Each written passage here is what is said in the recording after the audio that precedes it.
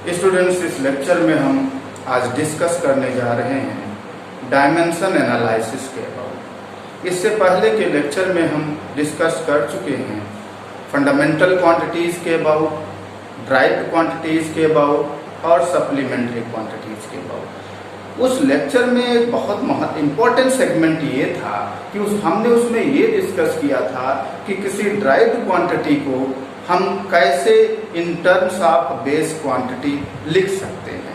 ये बहुत important portion था उस लेक्चर का, क्योंकि कहीं ना कहीं आज का लेक्चर भी इस पर बेस्ड है।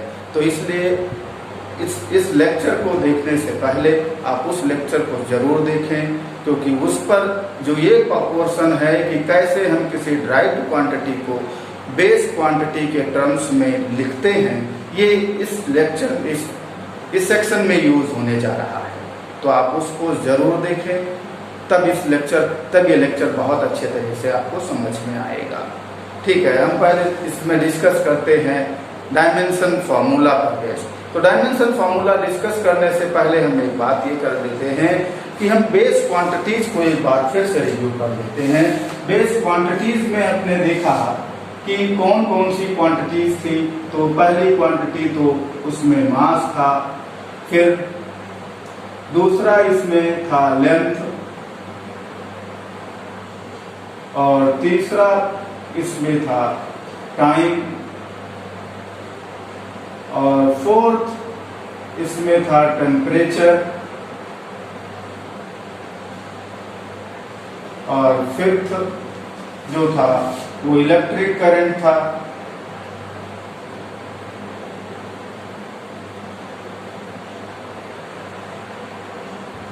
और सिक्स्थ ल्यूमिनस इंटेंसिटी था,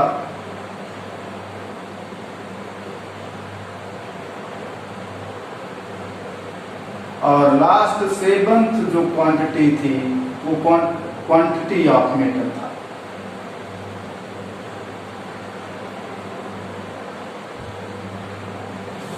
अब इसमें जरा देखें, इसका एक एब्रिविएशन जो है आपको लर्न करना पड़ेगा। मास को कैपिटल एम से, लेंथ को कैपिटल एल से, टाइम को कैपिटल टी से, टेम्परेचर को थीटा से। कुछ लोग इसे के से भी लिखते हैं, ध्यान दीजिए। कुछ लोग जो टेम्परेचर है उसको के से भी लिख देते हैं, लेकिन मोस्टली लोग उसको थीटा से लिखते हैं। इलेक्ट्रिक करंट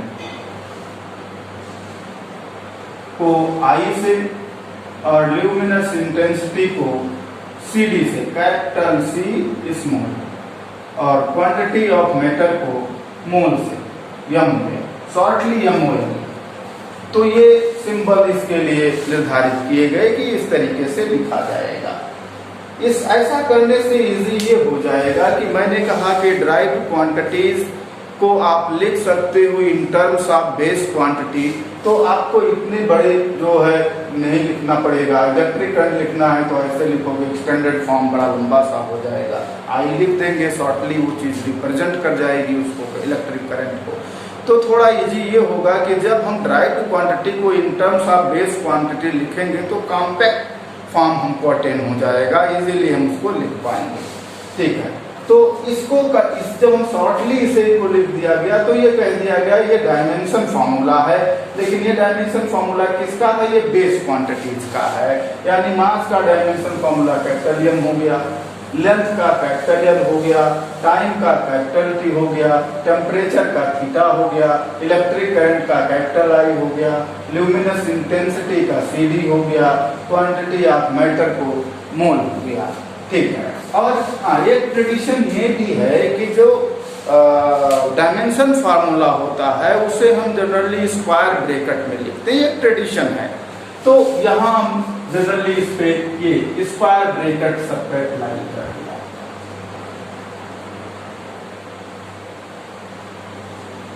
इसी को कहा गया डायमेंशन फार्मूला है। लेकिन अब ये डायमेंशन फार्मूले किसके हैं? ये एम जो है मास का है, लेंथ का कैपिटल एल हो गया, टाइम का कैपिटल टी, टेम्परेचर का थीटा हो गया, इलेक्ट्रिक करंट का आई हो गया, ल्यूमिनस इंटेंसिटी का सी डी हो गया, क्वांटिटी ऑफ मैटर का मोल हो गया। हालांकि इसमें जो है इसका तो पहले से कंफर्म कर दिया गया कि मास को हम कैपिटल एम से लिखेंगे, लेंथ को कैपिटल एल से, टाइम को कैपिटल टी से, टेम्परेचर को थीटा से, इलेक्ट्रिक करंट को आई से, ल्यूमिनस इंटेंसिटी को CD से और क्वांटिटी ऑफ मैटर को मोल से लिखा जाएगा। तो ये कंफर्म कर दिया गया। अब बात ये आती है कि भाई पहले बात पढ़ चुके हो, इससे पहले के लेक्चर में जो है कि आप किसी भी ड्राइव्ड क्वांटिटी को इन टर्म्स ऑफ बेस क्वांटिटी लिख सकते हो। जी, अगर ये बातें आप पिछले लेक्चर में सीख चुके हो, तो अगर आप ऐसा करते हो और उसे एक्सटेंडेड फॉर्म में ये न लिखकर उसके इस डायमेंशन फॉर्मूले को यानी इस सिंबल्स को अप्लाई कर देते हो, तब वो जो जब से ही आप किसी ड्राइव्ड क्वांटिटी को इन टर्म्स ऑफ बेस क्वांटिटी लिख दोगे, तब उसे कह दिया जाएगा कि अब वो डायमेंशन फॉर्मूला है। मेरी बात को ध्यान से समझिए, यानी डायमेंशन फार्मूला अगर आप बात करें कि डायमेंशन फार्मूला क्या है, तो एक्चुअल में एक चीज क्या है भाई, देखें ये है व्हेन ये बेस क्वांटिटी व्हेन ये derived quantity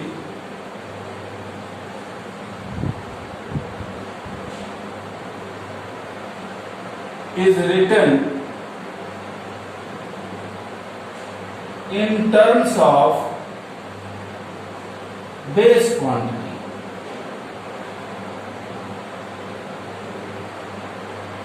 It is called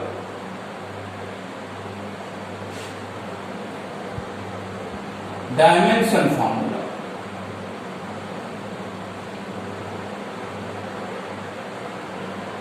Of derived quantity.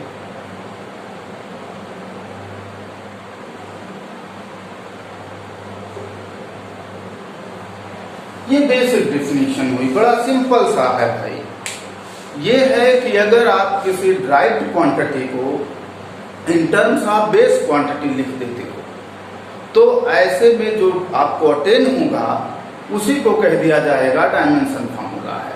चलिए एग्जांपल लेते हैं। जैसे एग्जांपल लेते हैं, जैसे देखिए सपोज कर लिया कि हमें फाइंड आउट करना है जो है वेलोसिटी या स्पीड का डायमेंशन फार्मूला। तो स्पीड या वेलोसिटी अगर आप बात करें तो इसका फार्मूला तो आप जानते हो, कल भी इस पर हमने डिस्कस किया था। ये होता है डिस्टेंस ट्रेवल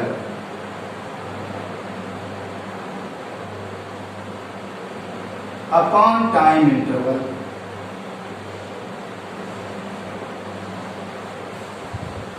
ये तो स्पीड का फॉर्मूला है, लेकिन हम डायमेंशन फॉर्मूला अगर हमें इसे अटेन करना है तो हमें क्या करना होगा, हमें इस फॉर्मूले के बेसिस पर इसे कन्वर्ट कर देना होगा, जो है जो बेस क्वांटिटीज के टर्म्स में इसे कन्वर्ट करना होगा, यानी स्पीड हमें अटेन करना होगा इन टर्म्स ऑफ बेस क्वांटिटी। तो मैं कल इसे कर चुका हूँ, स्पीड को v से लिखा जाता है, क्योंकि हम डायमेंशन फॉर्मूला लिखने जा रहे हैं तो इसे स्क्वायर ब्रैकेट में लिख दिया।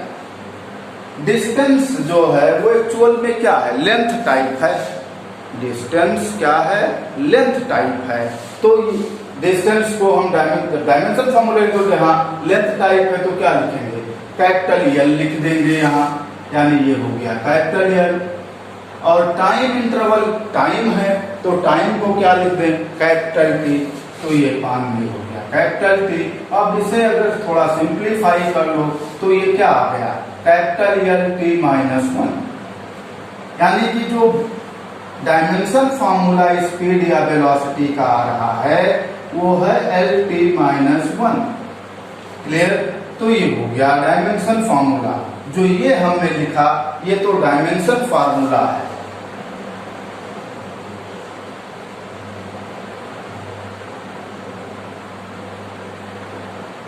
और ये जो लिखा था ये स्पीड का फार्मूला है। क्लियर? ये जो लिखा था ये तो स्पीड का फार्मूला है, लेकिन ये जो मैंने लिखा ये स्पीड का डायमेंशन फार्मूला है। क्लियर? चलिए नेक्स्ट एग्जांपल और लेते हैं। जैसे नेक्स्ट एग्जांपल जो है ये तो जो है थोड़ा हटा देते हैं। चलिए यहाँ तो नेक्स्ट एग्जांपल लेते हैं जो है एक्सीलरेशन का। तो एक्सीलरेशन जो है वो क्या होता है, उसका फार्मूला क्या होता है। Acceleration equal to change in velocity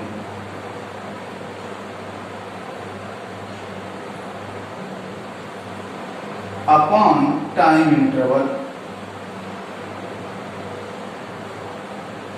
तो अगर हमें एक्सीलरेशन का डायमेंशन फॉर्मूला होता, सिंबल ये होता है, तो इस बार ब्रैकेट में से लिखा हमने। अब वेलोसिटी किस टाइप, स्पीड टाइप है, जैसा मैं भी बोल रहा था यहाँ वेलोसिटी स्पीड टाइप है, तो ऐसे में हम उसका तो डायमेंशन फॉर्मूला लिख ही चुके हैं ना, तो हम इसे बेस क्वांटिटीज में अगर जाएंगे तो थोड़ा लेंदी हो जाएगा, हम इसको डायरेक्टली लिख सकते हैं क्योंकि हम इसे ऑलरेडी सॉल्व कर चुके हैं ना। तो जो यहाँ स्पीड टाइप है तो इसका डायमेंशन फॉर्मूला क्या था, LT-1 था, तो LT-1 और अपान में टाइम इंटरवल है, टाइम इंटरवल टाइम है, तो ये कैपिटल T और यहाँ आ गया। अब इस T को भी न्यूमरेटर में ले जाओगे तो T-1 होके जाएगा, पहले से यहाँ -1 था। तो अब यहाँ पर जो आएगा एक्सीलरेशन का जो डायमेंशन फार्मूला फाइनली हमें अटेन हो रहा है वो है LT-2। इस तरीके से ये डायमेंशन फार्मूला हमने अटेन कर लिया एक्सीलरेशन का। क्लियर, ये एक्सीलरेशन का डायमेंशन फार्मूला हो गया। अच्छा, नेक्स्ट इसमें एग्जांपल लेते हैं।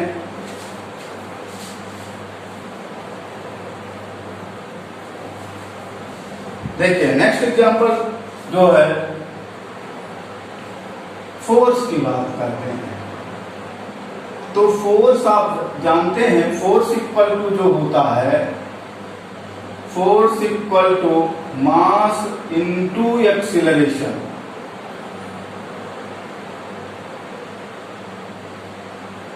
ये तो फार्मूला है फोर्स का। अब हम चाहते हैं कि डायमेंशन फार्मूला क्या होगा, तो डायमेंशन फार्मूला टेन कैसे होगा, तो हम इसे, अब चूंकि हमें एक्सेलरेशन का तो हम डायमेंशन फार्मूला ऑलरेडी सॉल्व कर चुके हैं, तो हम डायरेक्ट इसका यूज कर सकते हैं। अब फोर्स का सिंबल कैपिटल F होता है, डायमेंशन फार्मूला जो फोर्स का होगा, मास तो एक बेस क्वांटिटी है ही, इसका वो अभी मैंने कैपिटल M लिखा था, और एक्सीलरेशन का अभी मैं सॉल्व कर चुका हूं, क्या है LT-2। तो ओवरऑल जो फोर्स का डायमेंशन फॉर्मूला आएगा वो आ गया MLT-2। तो ये फोर्स का डायमेंशन फॉर्मूला हो गया। और भी नेक्स्ट बात करते हैं वर्क का डायमेंशन फॉर्मूला। तो वर्क का डायमेंशन फॉर्मूला क्या होगा, तो भाई तो सबसे पहले तो उसका फॉर्मूला लिखते हैं। तो वर्क इक्वल टू क्या होगा भाई, work equal to force into displacement होता है। तो वर्क को हम W से लिखते हैं, तो W फोर्स का तो हम डायमेंशन फॉर्मूला ऑलरेडी सॉल्व कर चुके हैं, तो इसे फिर से हम दोबारा क्यों सॉल्व करें, डायरेक्ट इसकी वैल्यू पुट करते हैं। क्या लिखें, MLT-2। ये फोर्स का मैंने डायरेक्ट यूज कर लिया। फिर इसके बाद है डिस्प्लेसमेंट। डिस्प्लेसमेंट एक्चुअल में क्या है, ये तो लेंथ टाइप है। डिस्प्लेसमेंट किस टाइप का है, लेंथ टाइप का है, तो इसे क्या लिखेंगे, कैपिटल L लिख देंगे। तो ओवरऑल जो वर्क का डायमेंशन फार्मूला आ रहा है वो क्या आया, ML, यहाँ पावर 1 है, यहाँ भी पावर 1 है L पर, तो दोनों मल्टीप्लाई होंगे तो L पावर 2 होगा, ML²T-2। ये डायमेंशन फार्मूला हो गया वर्क का। क्लियर। तो इस तरीके से हम जो है डिफरेंट क्वांटिटीज के डायमेंशन फार्मूला को हम फाइंड आउट कर सकते हैं। ठीक, बशर्ते हमें उसका फार्मूला अगर आता है तो हम डायमेंशन फार्मूला फाइंड कर लेंगे। तरीका क्या है, अगर फार्मूला आ रहा है तो उस फार्मूले को हम करेंगे ये कि कन्वर्ट कर देंगे इन टर्म्स ऑफ बेस क्वांटिटी। जैसे ही हम कन्वर्ट कर ले गए वो डायमेंशन फार्मूला हो गया। हाँ, बशर्ते हम उसमें सिंबल्स यूज करेंगे, मास की जगह कैपिटल M, लेंथ की जगह कैपिटल L, टाइम की जगह कैपिटल T, करंट की जगह कैपिटल I, टेम्परेचर की जगह थीटा। ठीक, तो ये चीजें हम वहाँ थोड़ा ध्यान देंगे, इसको पुट कर देंगे और जैसे ही सॉल्व कर लेंगे हमें वो डायमेंशन फार्मूला वहाँ से अटेन हो जाएगा। तो ये बड़ा सिंपल सा तरीका था डायमेंशन फार्मूला फाइंड आउट करने का। ठीक।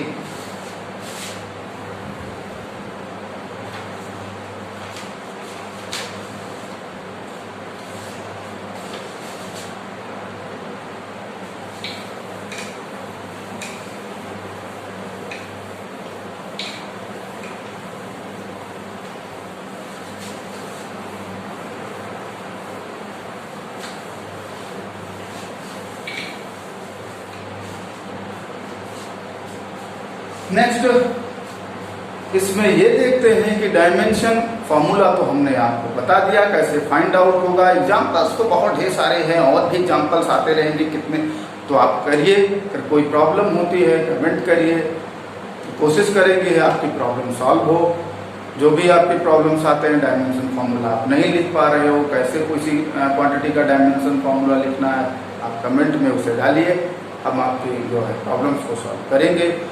ठीक है, तो नेक्स्ट पॉइंट इसमें जो है डायमेंशन फार्मूला तो आप समझ गए होंगे कैसे फाइंड आउट किया जाता है। नेक्स्ट पॉइंट इसमें आता है डायमेंशन क्या होता है।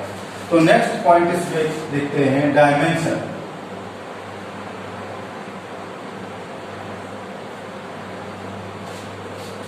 अब डायमेंशन फार्मूला तो आपने लिखना सीख लिया। किसी भी ड्राइव्ड क्वांटिटी को जैसे ही आप इन टर्म्स ऑफ बेस क्वांटिटी लिखते हो, that is called dimension formula. अब जरा देखिए, वो जब आपने बेस क्वांटिटी के टर्म्स में उसे लिख दिया है, तो ऐसे में जो बेस क्वांटिटीज हैं उन पे पावर्स भी तो होंगे। जो पावर रेज्ड होंगे to the base quantity, that is called dimension.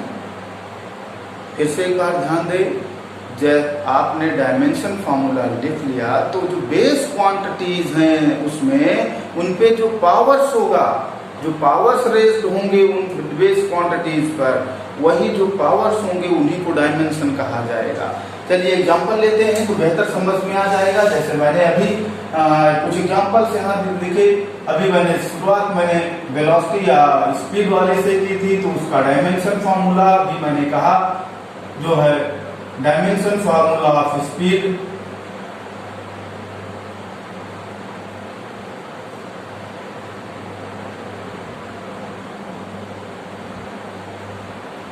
अभी आपने देखा कि ये आया था LT-1। अब आपसे कोई कहे डायमेंशन की बात, तो देखिए अब आपसे कोई कहे भाई इसमें मास का जो स्पीड है उसमें मास का डायमेंशन क्या है। मास तो इसमें है नहीं है क्या, क्या मतलब हुआ कि उसका जो पावर रेज्ड रहा होगा वो 0 रहा होगा, क्योंकि किसी का पावर 0 तो 1 हो जाता है, इसीलिए वो नहीं होगा। यानी कि इसमें मास नहीं आ रहा है। इसका सीधा सा मतलब हुआ कि डायमेंशन ऑफ मास जो होगा, dimension of mass in speed जो होगा वो 0 है, क्योंकि मास इसमें आ नहीं रहा है। ऐसे dimension of length in speed जो होगा, लेंथ है ना, कितना पावर रेज है इस पर 1 है, तो इसका डायमेंशन 1 हो गया। ऐसे जो है डायमेंशन ऑफ टाइम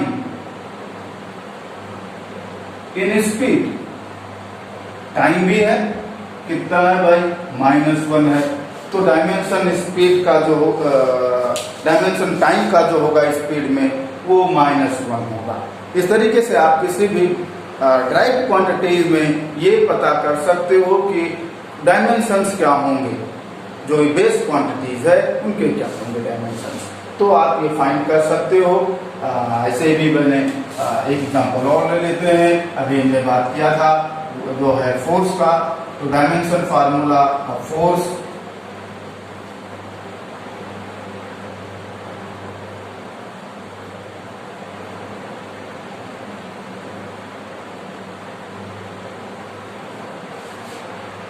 ये डिस्कस कर चुका हूं। डायमेंशन फार्मूला फोर्स जो होगा वो है MLT-2।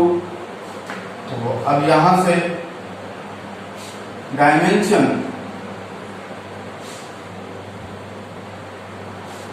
Of mass in force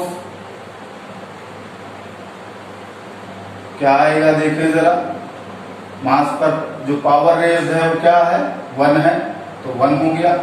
ऐसे dimension of length in force, length पे जरा देखें, पावर रेंज क्या है 1 है, तो ये भी 1 हो गया। नेक्स्ट ऐसे ही आ रहा है dimension of time in force, जरा देखिए टाइम पर जो पावर यूज है कितना है, -2 है, तो ये dimension of time in force जो होगा वो -2 होगा। इस तरीके से आप किसी भी जो डायरेक्ट क्वांटिटी में जो बेस क्वांटिटीज हैं उनके डायमेंशंस क्या होंगे ये आप फाइंड आउट कर सकते हैं।